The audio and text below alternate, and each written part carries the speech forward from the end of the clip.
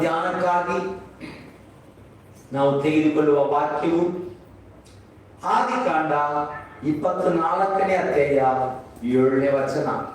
ஆதியாகமம் 24வது அதிகாரம் 7வது வசனம்.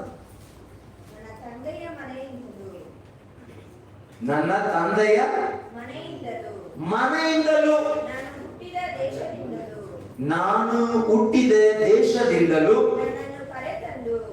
ನನ್ನನ್ನು ಕರೆತಂದು ನಿನ್ನ ಸಂತತಿಗೆ ಈ ದೇಶವನ್ನು ಕೊಡುವೆನೆಂದು ಪ್ರಮಾಣ ಮಾಡಿ ಹೇಳಿದ ಪರಲೋಕ ದೇವರಾದ ಯೆಹೋವನು ನಿನ್ನ ಮುಂದೆ ತನ್ನ ದೂತನನ್ನು ಕಳುಹಿಸಿ ನೀನು ಅಲ್ಲಿಂದ ನನ್ನ ಮಗನಿಗೋಸ್ಕರ ಹೆಣ್ಣನ್ನು ತೆಗೆದುಕೊಳ್ಳುವಂತೆ ಅನುಕೂಲ ಮಾಡುವನು. ಈ ದಿನದಲ್ಲಿ ನಾವು ಧ್ಯಾನಿಸುವ ವಾಕ್ಯವು ದೇವರು ನಿನ್ನ ಮುಂದೆ ಹೋಗುವನು, ಕರ್ತನು ನಿನ್ನ ಮುಂದೆ ಹೋಗುವನು. உனக்கு முன்பாக கடந்து போகிற கர்த்தர். நீ சொல்லுகிறா, என் தகப்பனுடைய வீட்டிலும் என் இனத்தார் இருக்கிற தேசத்திலும் இருந்து அழைத்து வந்தவரும் உன் சந்ததிக்கு இந்த தேசத்தை தருவேன் என்று எனக்கு சொல்லி ஆணையிட்டவருமான வானத்துக்கு தேவனாகிய கர்த்தர், நீ அங்கே இருந்து என் குமாரனுக்கு ஒரு பெண்ணை கொண்டு வரும்படிக்கு தம்முடைய தூதனை உனக்கு முன்பாக அனுப்புவார். முன் செல்லுகிற ದೇವನ್. ಈ ದಿನದಲ್ಲಿ ಕೂಡ ದೇವರ ಮಕ್ಕಳೇ,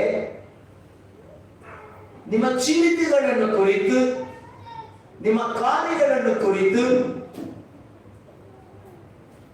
ನಿಮ್ಮ ಕುಟುಂಬಗಳನ್ನು ಕುರಿತು ಚಿಂತೆ ಮಾಡ್ತಾ ಇದ್ದೀರಾ? ಇದು ಹೇಗೆ ಆಗ್ಬೋದು? ಇದು ಹೇಗೆ ಸಾಧ್ಯವು? ಇದು ಹೇಗೆ ನಡೆಯುತ್ತೆ ಎಂಬುದಾಗಿ ನೀವು ಯೋಚನೆ ಮಾಡ್ತಾ ಇರ್ಬೋದು. ಅಯ್ಯೋ, ನನ್ನಿಂದ ಆಗಲ್ಲ ಬರದೆ, ನನ್ನ ಬಲಹೀನತೆ ನನಗೆ ಉಂಟು, ನನ್ನ ಹೃದಯದಲ್ಲಿ ವೇದನೆಗಳು, ದುಃಖಗಳಿದೆ,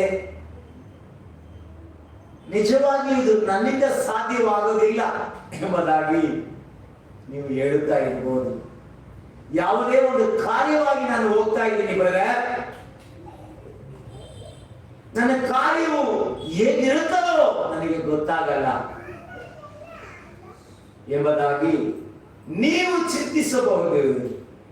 ಆದರೆ ಅಬ್ರಹಾಮನು ತನ್ನ ಕೆಲಸಕಾರನನ್ನು ನೋಡಿ ಹೇಳುತ್ತಾ ಇದ್ದಾನೆ, ನೀನು ಚಿಂತೆ ಮಾಡಬೇಡಪ್ಪ,